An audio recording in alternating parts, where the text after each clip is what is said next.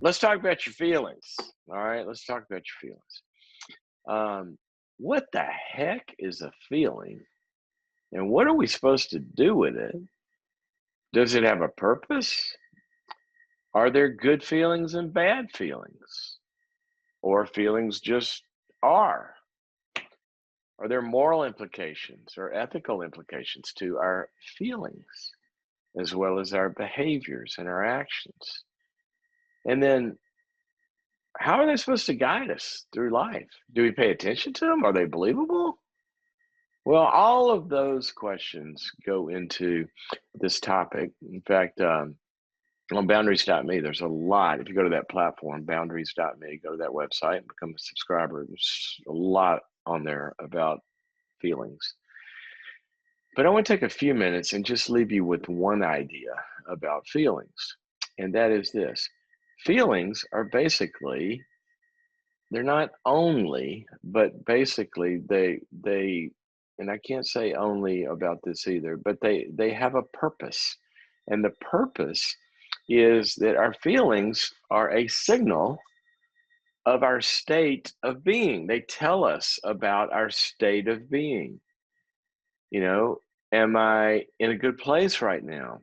Am I with somebody that I feel good being with, that it is good to be with?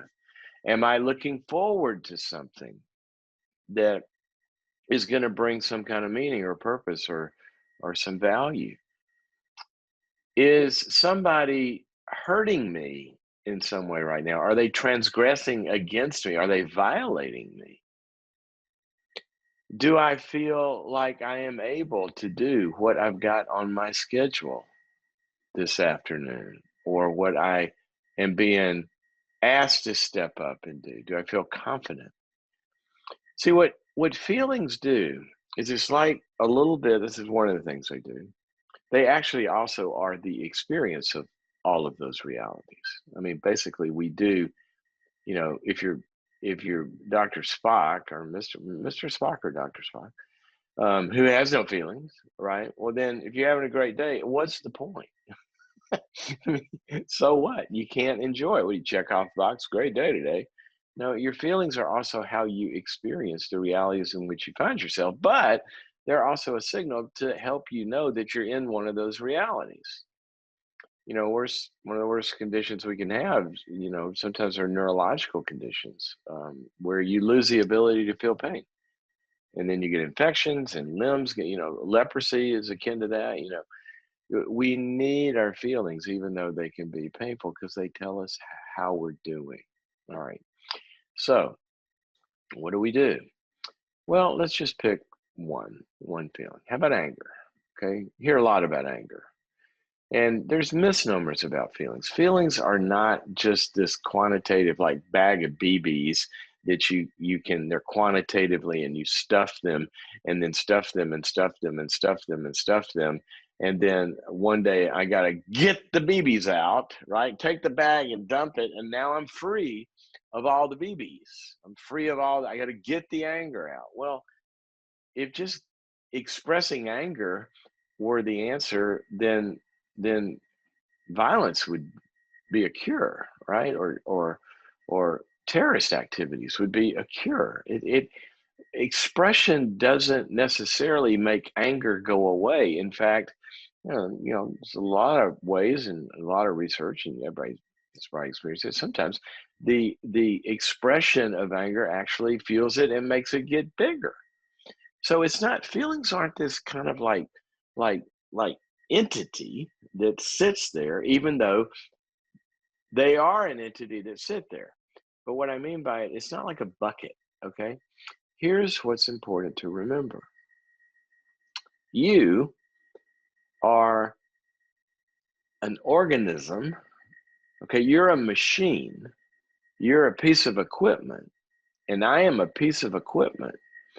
And we are generating feelings all the time, okay? It's an active process. Now, there is truth to, there are feelings and trauma states and all that do kind of get lumped together and sit there like the BBs. But it's not true that we can only just kind of toss those into the trash and be done with them, because things have to change in our personhood to where we are not just carrying around a lot of problematic feelings like anger or something else, but we're not carrying around and living life. And here's the key: in the state of being that is creating those feelings day after day after day after day after day, day after day after day after day after day. That's why, for example, talk about boundaries and anger. You probably heard me say at some point, if you've listened to me talk about boundaries much, is that in anger, generally the least angry people you'll ever meet are the people with very clear boundaries. And what's there to be angry about? If you can't be manipulated, if you can't be used and abused, if you can't be controlled, people say, so and so is so controlling. Well, they're controlling because you're being controlled, because you're allowing them to control you. And you're angry about it. Okay, that anger is important. It is a signal, back to our premise, it is a signal that tells you, I am being controlled by this person's wishes. Okay, now here's the big takeaway for today: use the signal to do something to change your state of being that's creating that feeling. See, your anger tells you something's wrong, something's wrong. This person's manipulating me. Okay, well, use your anger. What do you do with it? Go blow up and express anything? It's not going to stop the manipulation. What'll stop it is I use that feeling and say, you know what? I'm angry about this. I don't like being angry about this. So I don't want to be angry about it. How can I not be angry about it? Well, I need to talk to them and tell them, you know what? I'm not going to do that anymore. I'm not, when they put the guilt trip on me, I'm not going to do that, or whatever it is. And then I've stopped being manipulated. So what happens to my anger? Well, what's there to be angry about? Unless you're unforgiving and holding a grudge about beforehand. And that's usually what, good conversations can solve. So here's what I want you to do. I want you to start thinking about your feelings as telling you something. They are there to tell you something. Sometimes we feel bored. Hopefully not for long. I remember my kids would come to me and say, Dad, I'm bored. I'd say, well, you're responsible for your own fun. Go find some, but go make some. But the boredom tells them what? It's a signal. You know what? I'm not being active enough about my life. I'm not making meaning. I'm not making fun. I'm not making purpose. This universe around us is so filled to the brim of things to be curious about and engaged in. Good night. There aren't enough hours in the day. Think about that. I mean, just walk in the yard and get mesmerized by how the heck does this leaf work? I gotta go look this up.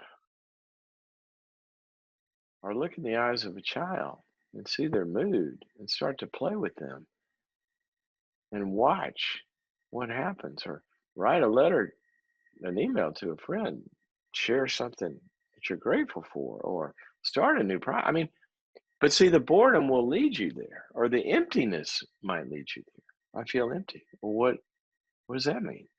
Well, generally, emptiness is an absence of loving feelings. It's where we don't feel connected, where we're generating feelings of loving and being loved. Well, sometimes our emptiness might tell us that we're detached and we've unplugged a little bit. So obviously we don't have all day on this. Go to boundaries.me and you'll find a lot related to this. Look up the website, boundaries.me. But use your feelings, guys. Don't render them to something unimportant. Now that doesn't mean you live your life by your feelings. I mean, it could be the pizza you ate last night too. Or it could be your thyroid. It could be a million things, but we have to listen to our feelings.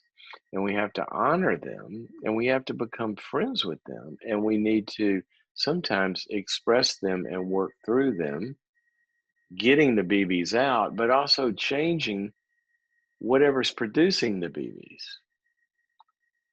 And that's called working through, metabolizing, resolving, processing, expressing, understanding. A lot that goes into this feeling world. But feelings are basically also, this isn't right, so don't send me an email, but feelings are also kind of what make life alive and worth living. Can't say that, that's not true, but feels like it sometimes, right? I mean, when you experience that moment of closeness to somebody you love, or a desire accomplished, as Proverbs says, it's sweet to the soul. You finish that project, or the exhilaration of taking that risk and skydiving, jumping out of that plane. What do I feel? I feel terrorized. I am alive. It's awesome. Remember the first time I jumped out of an airplane? I was alive, Bubba. I'm not kidding. I was alive. I knew it that day. If I've doubted it since, I can go back to that day. So feelings are awesome, and feelings are painful. Make sure you're using them as a signal to let you know what you need to resolve. Okay? 844-940-2774. Oh, and by the way, pay attention to the feelings of the people you're around. That's called emotional intelligence. Okay? The most successful people in life are not only tuned into their own feelings, but they're also tuned into the feelings around them. And they're able to intuitively and otherwise, in other ways, realize what somebody's feeling and then enter into that appropriately, either to help or to something. So it's not just us.